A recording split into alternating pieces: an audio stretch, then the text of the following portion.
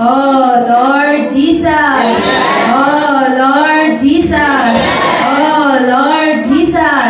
Kasunod mga ison, and lesson 9, Triune God as revealed in the epistle. Si Kristo dahil karon mao ang Espiritong taghatag o kinabuhi nato mga ison. Sa dihang namatay, ug nabanaw na siya, nahimo na siyang Espiritu. Ang iglesia nag-confuse na ito ni mga ison, na nidawat na ni Kristo mga ison, na ang Triune God, dili doctrine. Ato ra dahil nang ikinabuhi o magpahimulos ka ni Kristo mga ison. Mga Espiritu na ana nato, ang Espiritu sa Diyos mga ison. Sa atong pagsinati, usara ang Diyos, apan sa tulong, apan sa Espiritu mga ison, tulos ang Diyos mga ison.